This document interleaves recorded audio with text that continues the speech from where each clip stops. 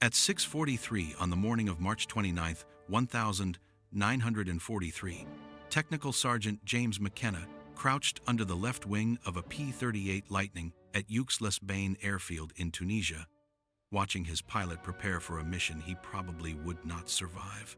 The pilot was Second Lieutenant Robert Hayes, 23 years old, 8 combat missions, 0 confirmed kills. The Luftwaffe had 12 Messerschmitt Bf-109 seconds patrolling the corridor between Gabes and the coast. Hayes would be flying straight into them. McKenna had been maintaining P-38 seconds for 9 months. He knew the aircraft inside and out. Twin-engine fighter, twin-boom design, fast in a straight line, absolute beast at high altitude, range that could take you places no other American fighter could reach. But the P-38 had one fatal problem that was killing American pilots every single week. It could not roll with a Bf-109. The German fighter was smaller, more agile. When a 109 snapped into a hard turn, it could reverse direction before a P-38 pilot could even get his ailerons to bite. That difference meant death. American doctrine said P-38 pilots should never dogfight with 109 seconds. Never try to turn with them. Use speed, use altitude, dive in, shoot, climb out, hit and run. Do not get caught in a turning fight. Hayes had tried that doctrine 7 times. It had not worked. The Germans were too smart. They baited American pilots into turns. They cut inside the P-38's sluggish roll response. They got on your 6. They shot you down. The 12th Air Force had lost 41 P-38 seconds in the past 8 weeks. Most were shot down after being caught in turning engagements they could not escape. McKenna had watched too many pilots die. Good men. Kids, really. They climbed into their P-38 seconds with confidence and came back in body bags or did not come back at all. The training manual said the problem was pilot error. The instructors said these pilots were not following doctrine, but McKenna knew better. The problem was not the pilots. It was the control cables. The P-38's aileron control cables ran through the twin booms to the tail section, then forward through pulleys to the wing control surfaces. The cable system had slack, not much, maybe 3/8 of an inch at full deflection, but that tiny bit of slack created a delay between stick movement and aileron response. At high speeds, you barely noticed it, but at medium speeds, during hard turning maneuvers, that fraction of a second delay was the difference between rolling inside a 109's turn and getting shot down. McKenna had mentioned this to the engineering officer 6 weeks ago. The officer said the cable tension was within specifications. Factory tolerances allowed for that slack. Changing it would void the aircraft warranty. Besides, no field mechanic had authorization to modify flight control systems. That required engineering approval from Lockheed. And Lockheed was 7,000 miles away in California, so McKenna did something that violated every regulation in the Army Air Force Maintenance Manual. He took a piece of piano wire from a damaged aircraft, cut it to 6 inches, bent it into a Z shape, and installed it as a tensioner on Lieutenant Hayes' left aileron control cable. The modification took 8 minutes. It added 0.4 pounds of tension to the cable. It eliminated the slack completely. Nobody noticed. The inspection crew did not check cable tension that morning. They were focused on engine oil levels and ammunition loads. McKenna said nothing. He watched Hayes taxi to the runway. Watched him take off. Watched the P-38 disappear into the morning sky toward the German fighters. What happened in the next 19 minutes would change how every P-38 inches the Mediterranean theater flew. Look, before we go any further, I need to ask you something. If you are sitting there thinking this story is worth your time, do me a favor. Hit that like button right now. I know. Everyone asks for likes. But here is the thing. When you hit that button, YouTube shows this story to more people. More guys like you who give a damn about the real heroes. The mechanics, the grunts, the guys who did not wait for permission to save lives. That is what we are talking about here. Real men solving real problems. So yeah, hit that like button. It matters. All right, back to McKenna. The first pilot McKenna lost to a Bf-109 was First Lieutenant David Chen. February 12, 1943. Chen had been in theater for 4 weeks. McKenna had worked on his aircraft every morning. They talked about California. Chen was from Sacramento. McKenna was from Long Beach. They had both worked on cars before the war. Chen loved Fords. McKenna preferred Chevys. They argued about it every morning while McKenna checked the oil levels. Chen took off at 0630 on a bomber escort mission to Gabe's. He came back 3 hours later with 4 bullet holes in his left boom and a story about a 109 that had gotten inside. His turn. Chen said he tried to roll out and dive away, like the manual said, but the airplane felt slow to respond, like there was a delay between when he moved the stick and when the aircraft actually rolled. The 109 almost got him. Only thing that saved him was his wingman shooting the Messerschmitt off his tail. McKenna looked at the bullet holes. They were in a tight group, perfect deflection shooting. The German pilot had led Chen perfectly, had anticipated exactly where Chen's airplane would be. That should not have been possible if Chen had rolled hard and dove immediately. Unless the airplane had delayed just long enough for the 109 to get the lead right, Chen did not fly again. His aircraft went back to the depot for repairs. McKenna never saw him again. 5 weeks later, he heard Chen had been killed flying a different P-38 over Sicily. Same story. Caught in a turning fight. Could not roll out fast enough. The second pilot was Captain William Morrison. Morrison was a flight leader, experienced, 14 kills. He knew the P-38 inside and out, knew its limitations, flew smart. He was the kind of pilot other pilots looked up to, the kind who always brought his wingmen home, the kind who made the hard calls look easy. Morrison was from Texas, had flown crop dusters before the war, understood engines, understood aerodynamics. When he talked about flying, people listened. He had a wife back in San Antonio, 2 kids, a girl and a boy. He carried their picture in his flight suit pocket. McKenna had seen it once when Morrison brought his jacket in for a patch job. On March 7th, Morrison's flight intercepted 6 109 seconds at 13,000 feet over Sfax. It should have been a textbook engagement. The P-38 seconds had altitude advantage, had numbers advantage, 4 against 6, but the Americans were in position to bounce the Germans from above. Morrison got 109 on the first pass. Perfect deflection shot. The German never saw him coming. The 109 rolled, inverted and went straight down, trailing smoke. Morrison came around for another run. That is when things went wrong. 3 109 seconds had climbed during the first pass. Classic German tactic. While Morrison was focused on the 109, 3 others had reversed and gained altitude. Now they had position on Morrison. Morrison called it out on the radio, said he was reversing, told his wingmen to stay high, cover him. McKenna heard the radio traffic afterward. Morrison tried to roll inverted and split S away. The move that always worked. Roll, dive, build speed, get out. But Morrison called out that his controls felt mushy. The ailerons were not responding. The 109 seconds stayed with him through the maneuver. Got guns on him. 20mm cannon fire. Hit his left engine, hit his left boom, shredded the control surfaces. Morrison fought the airplane all the way down. His wingman watched it, said Morrison almost made it, almost recovered. But at 5,000 feet, the left wing folded. The P-38 tumbled, went straight in. Morrison's wingman said it looked like Morrison's airplane was not responding fast enough, like he was fighting the controls the whole way down. Morrison died in the crash. They found him still strapped into his seat, still holding the stick, still trying to save it. Morrison's crew chief was a friend of McKenna's, a guy named Rodriguez from Texas. Rodriguez was convinced there was something wrong with Morrison's aircraft. He checked everything after they recovered the wreckage. Engine settings, control surface rigging, cable tensions. Everything was within spec. Nothing wrong with the airplane. The official report said pilot error. Rodriguez did not believe it. Neither did McKenna. By late March, McKenna had watched 19 pilots die. Some he knew well. Most He had only met briefly while doing pre-flight checks, but he had worked on all their aircraft, had signed off their maintenance logs, had watched them taxi out, watched them take off.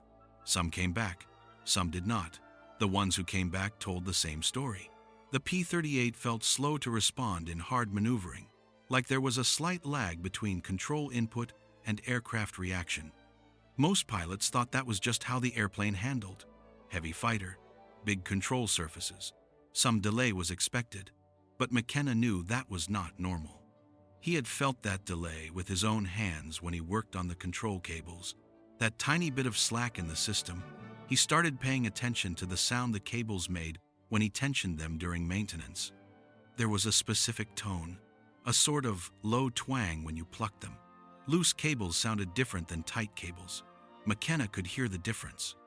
Every P-38 on the line had cables that sounded slightly loose, within spec, but loose. He mentioned this to Rodriguez one evening after Morrison died. Rodriguez asked what could be done about it. McKenna said nothing official, but unofficially there was a solution. It just required braking regulations that could get them both court-martialed. The problem was not that American pilots did not know what to do. They knew. Every briefing emphasized it. Every training flight drilled it. Never turn with a 109. Use speed. Use altitude. Hit and run. The doctrine was clear. The problem was that combat did not follow doctrine. Second Lieutenant Robert Hayes had been in Tunisia for 3 months. 23 years old. Farm kid from Iowa. Grew up working his father's 160 acres outside of Cedar Falls. Corn and soybeans. Up before dawn every morning to feed the livestock. Learned to drive a tractor when he was 10. Learned to fix engines when he was 12. Joined the National Guard when he was 19 because it paid $30 a month and his family needed the money. When the war started, Hayes was working at a John Deere dealership, selling tractors, living with his parents, saving up to buy his own place. Had a girl, Sally Thompson. They were planning to get married after the war. She wrote him letters every week. McKenna had seen Hayes reading them in the ready room, saw the way his face changed when he opened the envelopes, saw the way he folded them carefully and put them in his pocket. Hayes had been in Tunisia for 3 months. He had flown 8 combat missions and had 0 kills. Not because he was a bad pilot. He was actually pretty good. Better than average stick and rudder skills, good eyesight, stayed calm under pressure. The kind of pilot who did everything by the book, who followed the training, who believed that if you did what you were taught to do, you would be okay.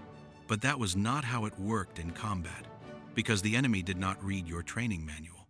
The enemy did not follow your doctrine. The enemy figured out what you were taught to do and then exploited it. On his 4th mission, Hayes dove on a 109 from altitude. He had been at 18,000 feet, patrolling over Allied lines. When the call came in, bandits, low, 6 o'clock, 109 seconds, strafing a supply convoy on the road to Gabe's. Hayes rolled in, built up speed to 400 miles per hour. Came in from the sun like the manual said, got the 109 inches his gun sight. The German was so focused on the trucks below that he never looked up, never saw Hayes coming. Hayes started to pull lead for deflection, was getting ready to squeeze the trigger. This was going to be his first kill. He could feel it. Then the 109 snap rolled right and dove. Some 6th sense. Some instinct. The German looked up at the last second, saw the P-38, reacted. Hayes tried to follow. His P-38 rolled into the turn, but it felt like it was moving through mud. The ailerons were sluggish, slow. By the time his aircraft pointed where he wanted it, the 109 was gone, disappeared into a valley, lost in the ground clutter. Hayes pulled out, climbed back to altitude, rejoined his flight. No shot fired, no kill, just frustration, and the bitter taste of failure. 5th mission was worse. Hayes and his wingmen jumped 109 seconds at 16,000 feet. Perfect bounce. The Germans never saw them coming. Hayes got the first burst off, aimed carefully, led the target, squeezed the trigger. The 50 calibers hammered. Tracers reached out, missed every single round. because the 109 had already started to turn, already started to evade, and by the time Hayes's rounds got there, the 109 was somewhere else. The 109 reversed hard left, came back around. Now Hayes was defensive. Hayes rolled to follow. His wingman called out two more, 109 seconds coming in from above. The Germans had baited them, drew them into a trap. Now Hayes and his wingman were outnumbered, 3 against 2. Hayes tried to roll back level and dive away. The standard escape maneuver, roll inverted, pull through, build speed, get out. The airplane responded, but slowly, like it was thinking about it, like it was deciding whether to obey, just slowly. Enough that one of the diving 109 seconds got a 3-second burst into Hayes's right boom, 20mm cannon shells, high explosive. They did not penetrate the boom, but they hit hard enough to punch dents in the aluminum skin, to make the whole aircraft shudder, to scare Hayes so badly that he forgot his training and just ran. He shoved the throttles to the firewall, dove for the deck, ran for home with his engine smoking and his heart pounding and his hands shaking on the stick. His wingman stayed with him, covered him, kept the 109 seconds off his tail until they broke off the pursuit. When Hayes landed, the crew chiefs counted 17 hits on his aircraft, 20mm cannon damage, 50 caliber machine gun holes. One hit had come within 6 inches of his cockpit, would have killed him if it had been 6 inches to the left. Hayes did not sleep that night, kept seeing the 109 inches his gun sight, kept seeing himself miss, kept feeling the aircraft refusing to respond fast. Enough. Kept hearing the sound of cannon shells hitting his boom. He wrote a letter to Sally that night, told her he loved her, told her he was scared, told her he did not know if he was going to make it home. He did not mail the letter, just folded it up and put it in his footlocker with all the other letters he had not sent. 7th mission. Hayes watched his wingman die. The wingman's name was Second Lieutenant Thomas Parker, 21 years old, from Boston, South End, Irish Catholic family, 4th of 7 kids. His father was a dock worker. His mother worked in a textile mill. Parker had joined the Army Air Corps to escape the poverty, to make something of himself, to send money home to his family. Parker and Hayes had gone through training together, met at primary flight training in Alabama, became friends. They were the two quiet kids in a class full of loud talkers and braggarts. They studied together, flew together, got drunk together. The night they got their wings, when they shipped out to North Africa, they requested to fly together. The squadron commander approved it, made them a team, number 3 and number 4 in the second element. On March 25th, Parker got separated from the formation during a dogfight over Gabe's. It happened fast, the way these things always happened. 1 second you are in formation, the next second you look around and you are alone, and then you see them, the enemy, coming for you. 109 seconds got on his tail. They must have been waiting, lurking above the fight, looking for stragglers, looking for someone who made a mistake. Parker made the mistake, lost sight of his lead, got focused on the wrong target, and when he looked up, he was alone. He called it out on the radio, calm at first, just stating facts. 3 bandits, 6 o'clock, breaking right. Parker tried everything he had been taught, every defensive maneuver in the book, rolled hard, reversed, tried to scissor, tried to make them overshoot, tried to slow down so they would fly past him, tried to speed up so they could not catch him. Nothing worked. The 109 seconds stayed with him through every maneuver, like they knew what he was going to do before he did it, like they had done this 1,000 times before, which they probably had. Hayes heard Parker on the radio, heard his voice change from calm to concerned to scared to panicked, heard him calling for help, heard him say his airplane was not turning fast enough, heard him say they were getting hits on him, heard him say his left engine was on fire. Hayes was 2 miles away, diving, trying to get there, knowing he would not make it in time, watching his friend die and being unable to do anything about it. He heard Parker scream, just once, a short, sharp scream, the sound a man makes when he knows he is about to die, then the sound of the engine, screaming, winding up. The sound of a P-38 inches, an uncontrolled dive. Then nothing, just static. Hayes kept calling Parker's name on the process radio, kept asking if he was okay, kept telling him to bail out, to get out of the airplane, to pull the handle, but there was no answer, just static, and Hayes knew Parker was dead. They found the wreckage 3 days later. The P-38 had hit the ground at over 400 miles per hour. The impact crater was 30 feet deep. There was not much left to recover, just pieces, twisted metal, burned fragments, parts of the engine, parts of the landing gear. They found Parker still in the cockpit, still strapped in. The restraint harness had held, but there was nothing left to restrain, just pieces. They put what they could find in a bag, sent it home to his family in Boston, with a letter saying he died a hero, defending freedom, making the ultimate sacrifice. The letter did not mention that he died because his airplane could not turn fast enough, that he died calling for help that never came, that he died alone and terrified and burning. Hayes did not sleep that night. Neither did most of the squadron. They all knew it could have been them. They all knew that Parker had done everything right, that he had followed the doctrine, that he had flown smart, and it had not mattered. Because the airplane could not respond fast enough to keep him alive, Parker's bed stayed empty. His personal effects got packed up and shipped home. His P-38 was written off as combat loss. The maintenance log noted no mechanical issues. The official cause was pilot error during defensive maneuvering. McKenna had worked on Parker's aircraft the morning he died. Everything was perfect. Engine timing, control surface alignment, cable tension within spec. The airplane was fine, but Parker was dead anyway, and McKenna knew why.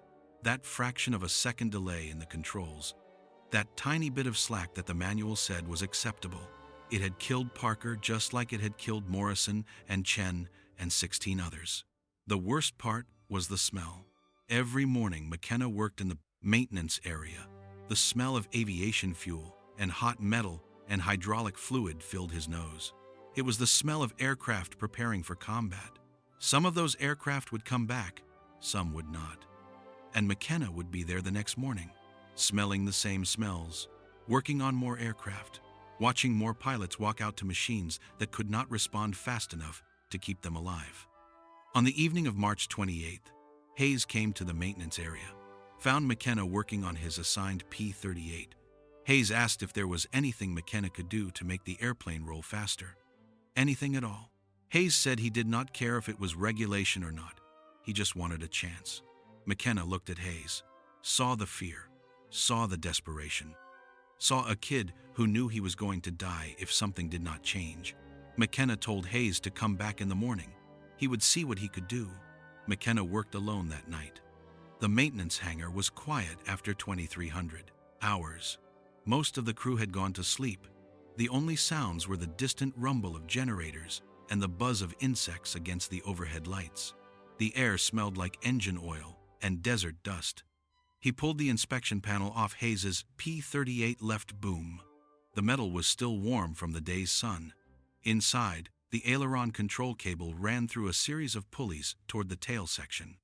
McKenna grabbed the cable with both hands and pulled. Felt the slack, maybe 3/8 of an inch of play before the tension caught. His hands were covered in grease. His fingers ached from a full day of maintenance work, but he could feel that slack clearly. It was wrong. He knew it was wrong. The piano wire came from a salvaged P-38 that had crashed on takeoff 3 weeks earlier. The aircraft was scrap, but McKenna had pulled useful parts before it went to the depot, including a 6-inch piece of high-tensile piano wire from the rudder trim system. He had kept it in his tool bag, without really knowing why. Now he knew. He sat on the hangar floor with the wire and a pair of pliers, bent it into a Z-shape. The wire was stiff, fought back against the pliers. His hand slipped twice, cut his thumb on the second try. The blood made the wire slippery. He wiped it on his coveralls and kept working. Took him 8 minutes to get the bend right. The Z-shape would act as an inline tensioner, would add just enough preload to the cable to eliminate the slack. Installing it was harder, The space inside the boom was tight. McKenna had to work with one hand while holding a flashlight with the other. The beam kept moving. Shadows jumped across the cable system, his shoulder wedged against the boom structure.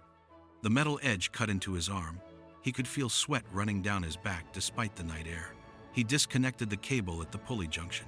His fingers fumbled with the clevis pin, dropped it, heard it bounce somewhere in the boom. Spent 5 minutes feeling around in the dark until he found it. The whole time, his heart was pounding. If the engineering officer found him doing unauthorized modifications to a flight control system, he would face a court-martial, possibly a dishonorable discharge, maybe prison time. But Hayes was going to die if McKenna did not do something. He inserted the piano wire tensioner between the cable end and the pulley, reconnected the cable. The fit was tight. He had to force the clevis pin through. When it finally seated, he tested the tension by hand, pulled on the cable. No slack.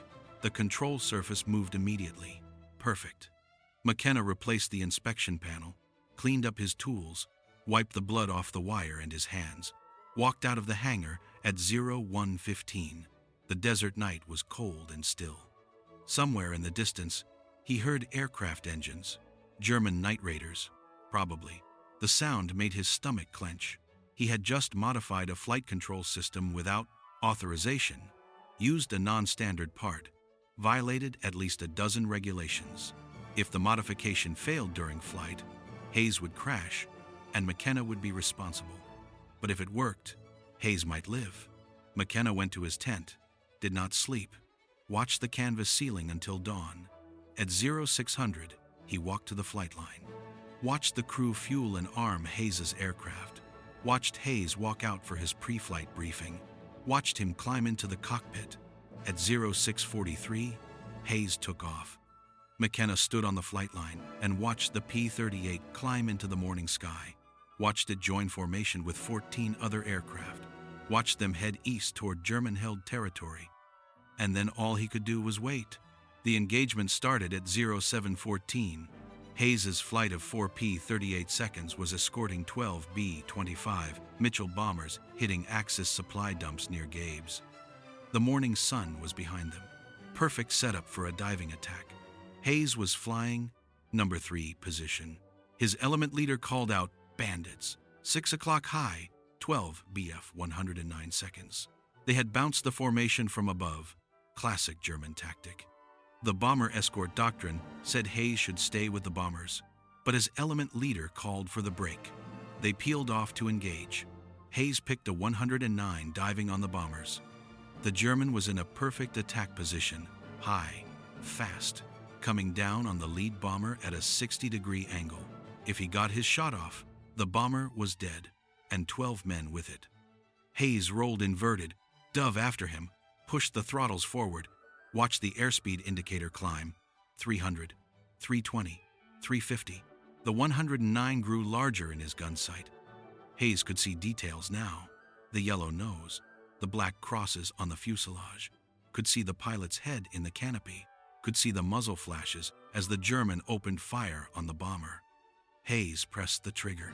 The 450 caliber machine guns and single 20mm cannon hammered. The sound was deafening even through his headset. The aircraft shuddered with the recoil. Tracers reached out, bright streaks against the morning sky. Most missed, went high, went wide. But a few hits sparked off the 109's wing. Bright flashes of metal on metal. Not enough to bring it down, but enough to get the pilot's attention. The 109 snap, rolled left and reversed, broke off the attack on the bomber. Now he was defensive, which meant Hayes had done his job, saved the bomber. Now he just had to finish it. Hayes rolled to follow. That is when he felt it. The airplane responded instantly. No delay, no lag, no hesitation. The stick moved and the aircraft rolled immediately. Like someone had cut strings that had been holding it back. Like a horse that had been pulling against the reins and suddenly been given its head. Hayes had never felt his P-38 move like that. It was like the airplane had been waiting for his command and executed it the moment he gave it. The roll was crisp, sharp, precise, like flying a completely different aircraft. He rolled 90 degrees in what felt like half the normal time. Maybe it was less than half. Maybe it was a third. He did not know. He just knew it was faster than anything he had ever experienced in a P-38. He got his nose on target, pulled lead. The 109 was right there in his sight picture. 200 yards, maybe less. Point-blank range for the guns. He fired again. 3-second burst. The guns hammered. The aircraft shook. The rounds walked up the 109's fuselage from tail to cockpit. He could see them hitting, could see pieces flying off, could see the pilot's canopy shatter. The engine exploded. Orange flame. Black smoke. The cowling peeled back like tinfoil. Pieces flew off. The propeller separated, tumbled away. The aircraft rolled inverted and fell toward the desert below, trailing fire and smoke like a comet. Hayes's first kill. He should have felt elated, should have whooped, should have called it out on the radio, but there was no time. His wingman was already calling out more bandits. This fight was not over, but there was no time to celebrate. His wingman called out, 109 seconds coming around from the left. Hayes looked, saw 4 of them turning hard, trying to get position on the bombers. Hayes shoved the throttles forward, started to climb, but the 109 seconds were closer. They would get to the bombers first. His only option was to reverse and fight. Every instinct screamed at him to keep climbing, keep running. That was the doctrine. But doctrine meant letting the bombers get hit. He rolled hard right, pulled. The P-38 snapped around like nothing he had ever experienced. The nose came through the horizon. He saw the lead 109. It was turning to get on a bomber's tail. Had not expected Hayes to reverse that fast. The 109 was in a bad position. Exposed, Hayes pulled lead, fired. Hit the 109 inches the left wing root. The wing folded. The 109 tumbled. 2 kills. In 40 seconds, the other 3 109 seconds tried to scissor with him, alternating turns to force an overshoot. Hayes stayed with them. Every time they reversed direction, his P-38 snapped into the turn instantly. No delay. No fighting the controls. The airplane did exactly what he wanted the moment he wanted it. It was like flying a different aircraft, like someone had removed invisible weights from the control system. 109 made a mistake, reversed too hard, bled too much speed. Hayes got inside his turn. Close range, maybe 200 feet. He fired, could not miss. The 109 came apart. Pieces of aircraft fell past Hayes's canopy. He felt the P-38 shudder as debris hit his right boom. 3 kills. The 4th 109 ran. Hayes did not chase. He was low on fuel and ammunition. He climbed back to altitude, reformed with what was left of his flight. They headed home. The entire engagement lasted 6 minutes. When Hayes landed at Youks-les-Bains at 0812, McKenna was waiting on the flight line. Hayes shut down the engines, climbed out of the cockpit. His hands were shaking. His flight suit was soaked with sweat. He walked straight to McKenna. Hayes said 2 words. It worked. What neither of them realized was that 8 other pilots had watched Hayes's engagement from altitude. Captain Frank Mitchell saw the entire fight from 18,000 feet. Mitchell was a flight leader in the 1st Fighter Group. He had been escorting a different formation of bombers when he noticed something unusual. Hayes's P-38 was rolling faster than any Lightning Mitchell had ever seen. The aircraft snapped through maneuvers like it weighed half what it should. Mitchell knew every pilot in the theater, knew their skill levels. Hayes was good, but not that good. Something was different about his airplane. After landing, Mitchell found Hayes in the debriefing room. Hayes was still amped up on adrenaline, hands shaking as he filled out the combat report. 3 confirmed kills. Mitchell asked him what was different. Hayes said he did not know. His airplane just responded better today, faster. Mitchell asked if maintenance had done anything to the aircraft. Hayes said he should talk to Technical Sergeant McKenna. Mitchell found McKenna in the maintenance area 2 hours later. McKenna was working on a different P-38. His hands were black with grease. His coveralls were stained with hydraulic fluid. Mitchell asked him directly, What did you do to Hayes's airplane?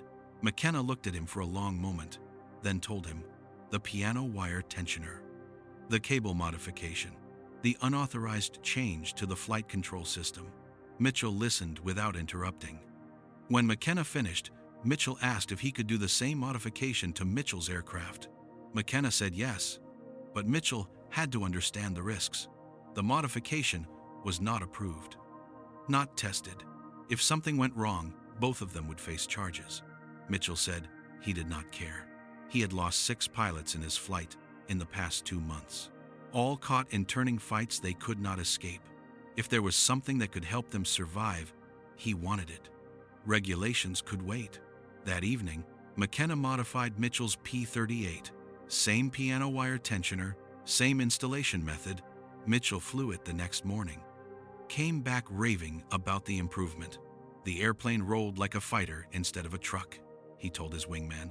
The wingman told McKenna he wanted the modification too. By April 3rd, McKenna had modified 11 aircraft. Word spread through the squadron. Pilots started asking their crew chiefs if they had heard about the cable modification.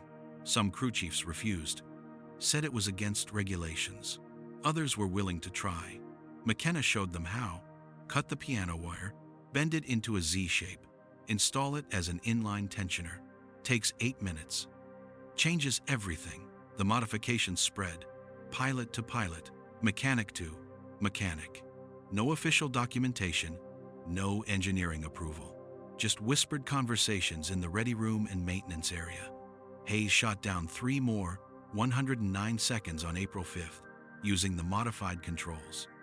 Mitchell got 4 on April 10th. Other pilots started coming back from missions with kills. The statistics were impossible to ignore. Sergeant James Watkins was a crew chief with the 82nd Fighter Group stationed at Souk el-Kemis. He heard about the modification from a pilot who transferred from Youks-les-Bains. Watkins was skeptical, but he tried it on 1 aircraft. The pilot came back from the next mission with his first kill after 9 weeks of combat. Watkins modified 6 more aircraft. Other crew chiefs in the 82nd started doing it too. By mid-April, maybe 50 P-38 seconds in North Africa had the modification. The engineering officer at Youks-les-Bains noticed something was different, but he could not figure out what. Control cable tensions checked out during inspections because the crew chiefs removed the tensioners before inspections and reinstalled them afterward.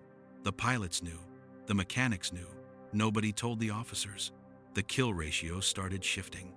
In February, American pilots in North Africa lost 2 P-38 seconds for every Bf-109 destroyed. In March, it was 1.4 to 1. By mid-April, it was nearly even. Something had changed, but officially, nobody knew what. Then the Germans noticed. Okay, quick timeout.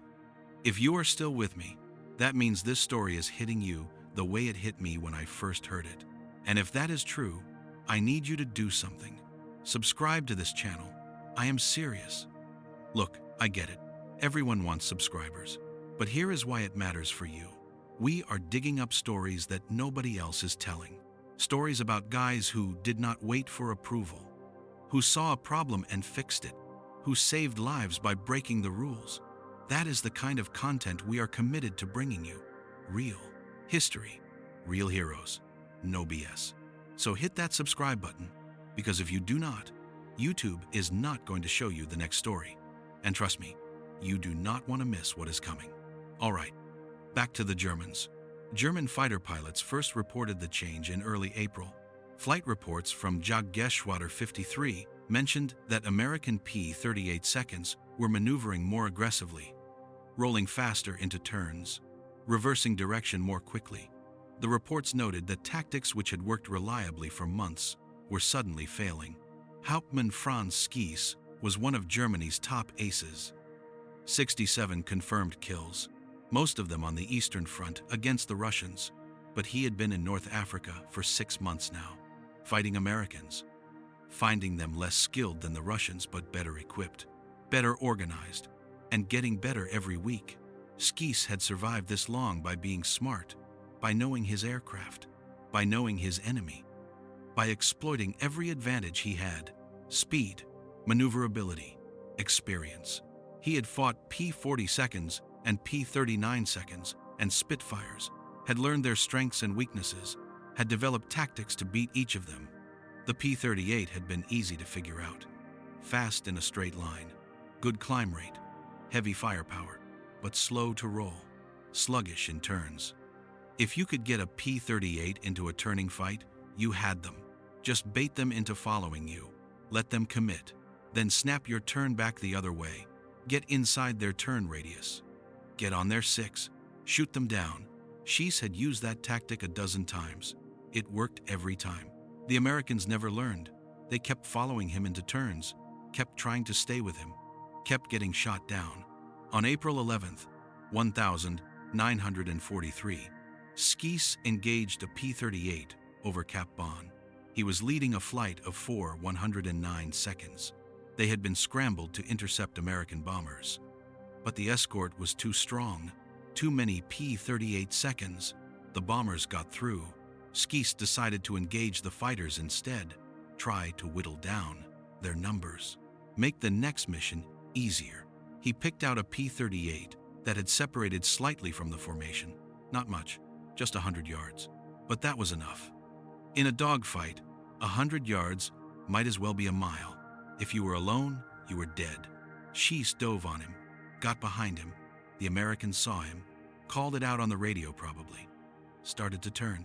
Skees turned with him, waited, let the American commit to the turn, let him roll into it, let him point his nose away. Then Skees snap-rolled his 109 the opposite direction, reversed hard. This was the moment when the P-38's slow roll rate would kill the pilot, the moment when the American would realize he had made a mistake, would try to reverse, would find his aircraft moving through mud, would feel the controls lag, would die. Except the P-38 reversed with him, instantly. No lag, no delay. 1 second it was rolling left. The next second it was rolling right. Like a fighter that could actually fight. Like an aircraft that responded to the pilot's commands instead of thinking about them first. Skees barely avoided a head-on collision. Had to push his stick forward, dive under the P-38. The two aircraft passed each other with maybe 50 feet of separation, close enough that Skees could see the American pilot's face. Young, scared, but determined. The American got guns on him as they passed.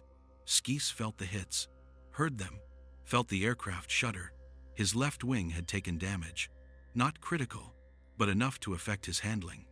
Enough to make him cautious. Skees dove away, used his speed, got out, climbed back to altitude. His wingmen had been engaged by other P-38 seconds. One of them was trailing smoke. Another was calling for help. Skees called for his flight to disengage, to break off, to run for home. They had lost the advantage. Something had changed. The P-38 seconds were not flying the same way they had been flying for months. He returned to base, confused and frustrated. After landing, he walked straight to the operations tent, told the intelligence officer what had happened, said American P-38 seconds were no longer the same aircraft, said something had changed. They were faster in the roll, more dangerous in close combat. The intelligence officer wrote it down, filed it in a report, sent it up the chain. The report eventually made it to Luftwaffe Command in Italy. They did not know what to make of it. The P-38 specs had not changed. Same engines, same armament, same design. How could it be different? But other pilots were reporting the same thing. P-38 seconds that rolled faster than they should. That could stay with 109 seconds in turning fights. That were killing experienced German pilots who should have known better. Other experienced German pilots reported similar encounters. The Americans were not flying differently. They were still using the same tactics.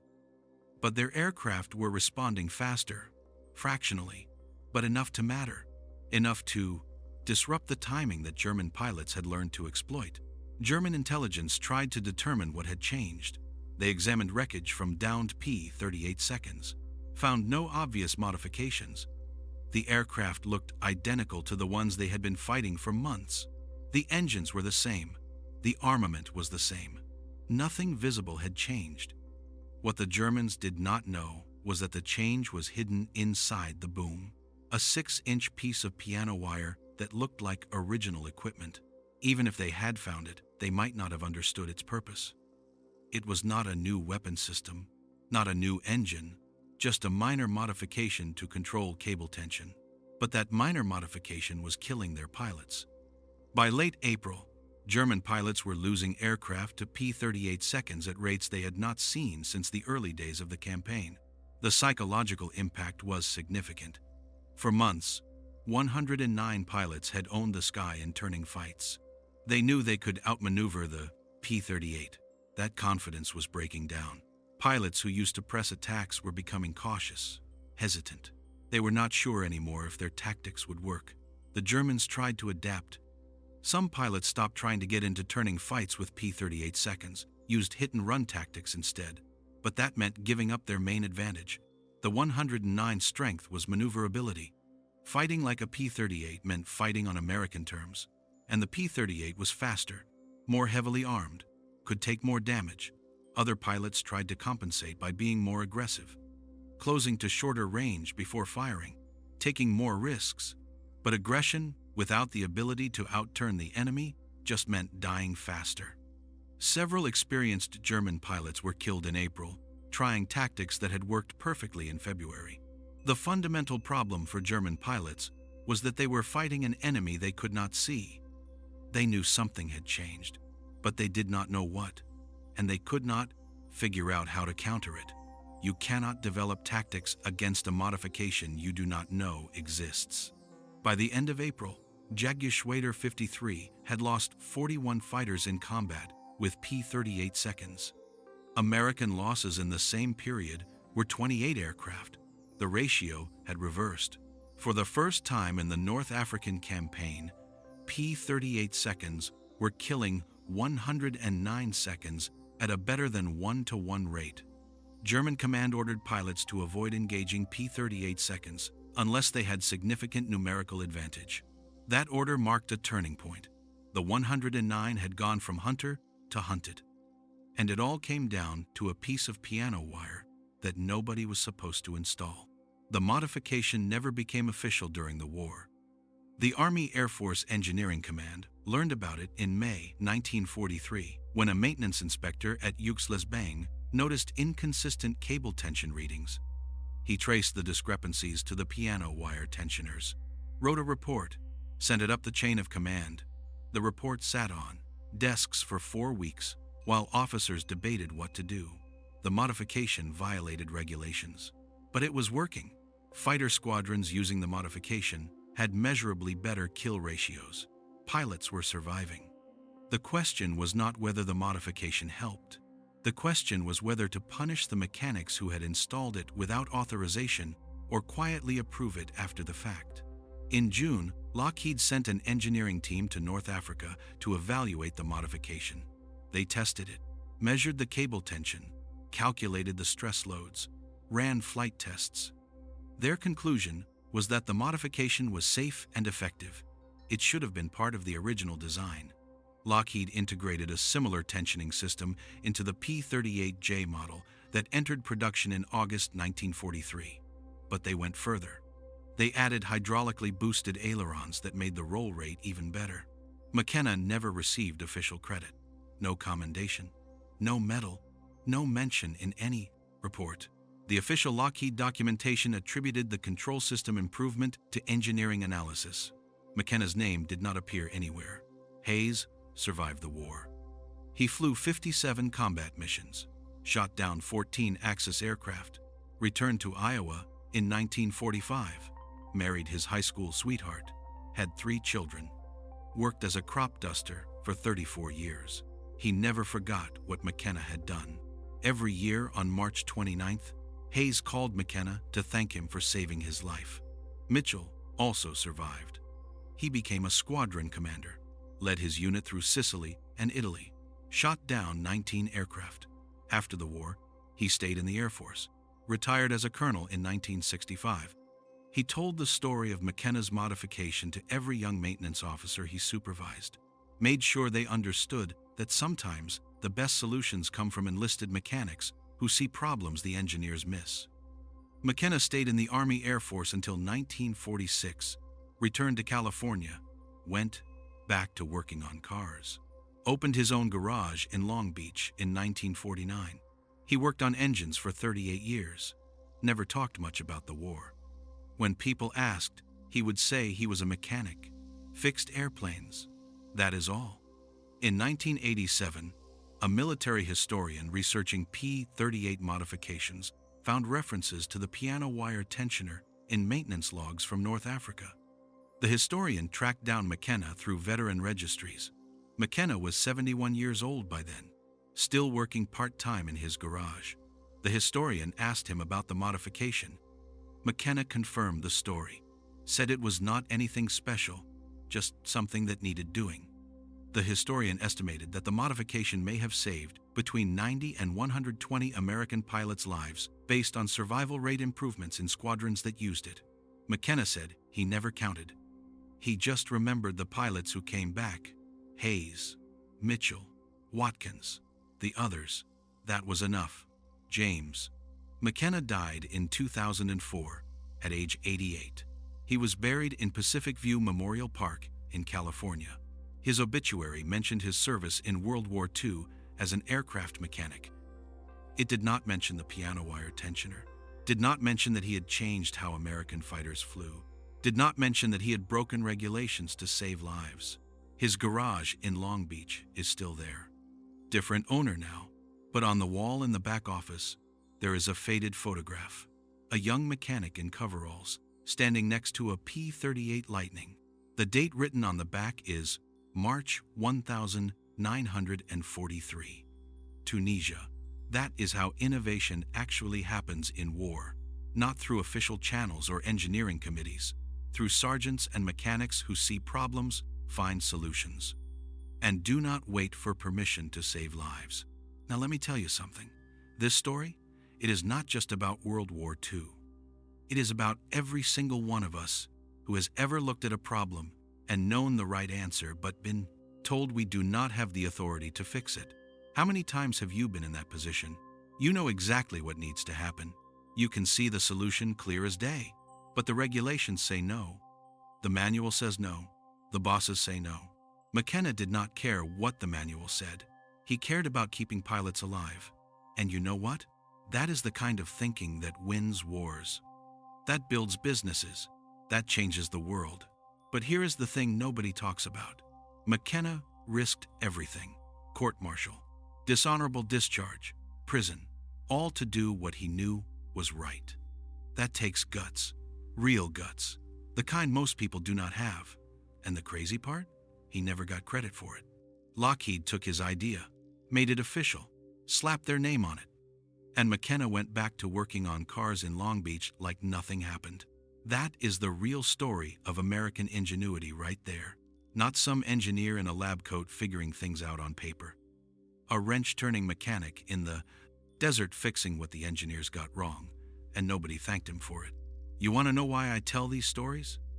Because guys like McKenna deserve better than an obituary that says aircraft mechanic.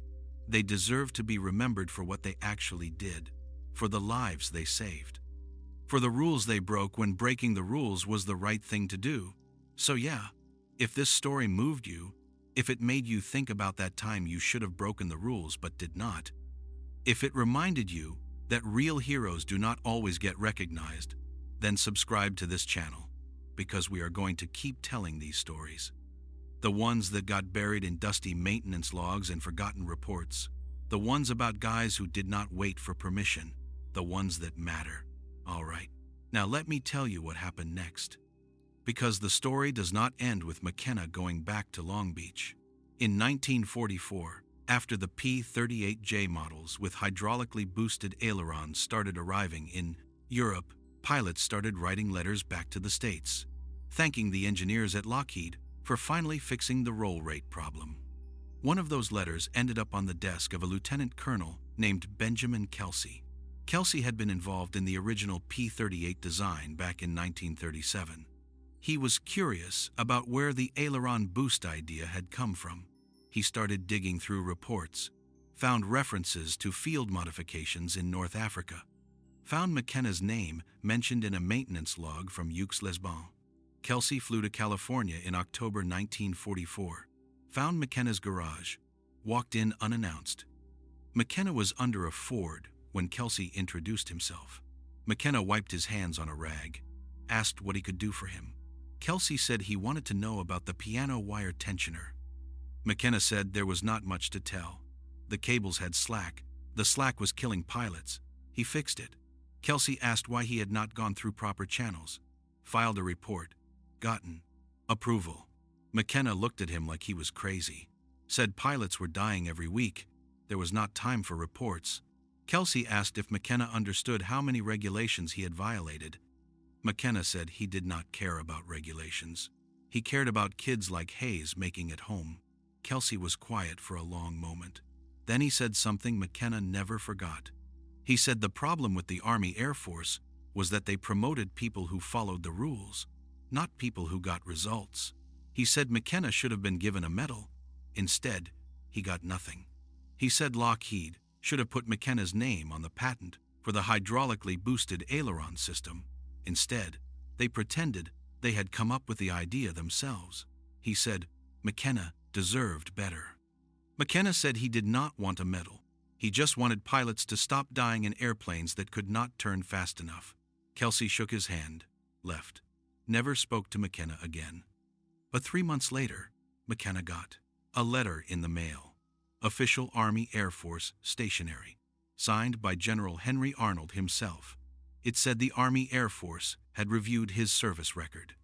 They were awarding him the Legion of Merit for technical innovation under combat conditions. McKenna framed the letter, hung it on the wall of his garage, next to the photograph from Tunisia. That was all the recognition he ever got. A letter, a medal he never wore, a photograph nobody asked about. But the pilots knew. The guys who flew P-38 seconds in North Africa and Sicily and Italy. They knew what McKenna had done, and they did not forget. In 1953, a group of them organized a reunion in Los Angeles, invited McKenna as the guest of honor. Over 200 pilots showed up. Hayes gave a speech, told the story of March 29, 1943. The morning he thought he was going to die. The morning McKenna saved his life with 8 minutes of work and a piece of piano wire. When Hayes finished, every pilot in the room stood up, gave McKenna a standing ovation that lasted 5 minutes. McKenna did not know what to say. He was not used to being the center of attention. He was just a mechanic. But Hayes pulled him aside afterward, said something that stuck with McKenna for the rest of his life. He said mechanics like McKenna were the reason pilots like him made it home. The engineers designed the airplanes, but the mechanics kept them flying. And sometimes, the mechanics had to fix what the engineers got wrong. He said McKenna should be proud of what he did, not because he broke the rules, but because he knew when the rules needed to be broken. That is the lesson nobody teaches you in school, or in the military, or in business. Sometimes doing the right thing means ignoring what you are supposed to do. It means trusting your own judgment over somebody else's manual. It means taking a risk that could cost you everything. McKenna took that risk. And because he did, over 100 pilots made it home to their families. That is worth more than any medal, more than any letter from a general, more than any recognition Lockheed could have given him. But here is what bothers me about this story, and maybe it bothers you too. How many other mechanics were out there, in North Africa, in the Pacific, in Europe, making unauthorized modifications that saved lives but never got documented, never got recognized, never got thanked? How many problems got solved by guys like McKenna, who just saw what needed to be done and did it? We will never know, because they did not file reports. They did not ask for permission. They just did their jobs. And that is the tragedy. Not that they did not get medals, but that their stories got lost, which is why we are here, telling these stories, making sure guys like McKenna do not get forgotten. Because every time we forget a story like this, we lose a little piece of what made America great. That spirit of solving problems, of not waiting for permission, of doing what needs to be done regardless of the consequences. That is the America I grew up believing in. The America my grandfather fought for. The America that could do anything because we had guys like McKenna who were not afraid to break the rules when the rules were wrong. And if you believe in that too, if you want to preserve those stories, if you want to make sure the next generation knows what real heroism looks like, then subscribe to this channel right now. Hit that subscribe button, turn on notifications, and tell your friends about this story. Because stories like this, they do not survive unless we share them. They do not get remembered unless we keep talking about them. They do not inspire the next generation unless we make sure the next generation hears them. So yeah, subscribe. It matters more than you think. Now, let me tell you one more thing before we wrap this up. Because there is a detail I left out. A detail that makes this whole story even more incredible. On April 18th, 1943, 3 weeks after McKenna modified Hayes's airplane, the first fighter group flew a mission over the Strait of Sicily. They were escorting B-25 bombers hitting Axis shipping. The formation consisted of 48 P-38 seconds. All of them had McKenna's modification or a copy of it installed by other mechanics. At 0820, they ran into a formation of German fighters. 12 Bf-109 seconds from Jagdgeschwader 53, led by Major Gerhard Michalski, one of the Luftwaffe's top aces. What happened next became known as the Palermo-Turkey Shoot. The P-38 seconds engaged. And for the first time in the North African campaign, they completely dominated the 109 seconds in a turning fight. The Germans tried their standard tactics, tried to get the P-38 seconds to follow them into hard turns, tried to exploit the Lightning's poor roll rate, but the P-38 seconds rolled with them, stayed with them through every maneuver, got guns on them before they could escape. In 4 minutes of combat, the P-38 seconds shot down 12 Bf-109 seconds, 12, without losing a single Lightning. Michalski himself was one of the kills.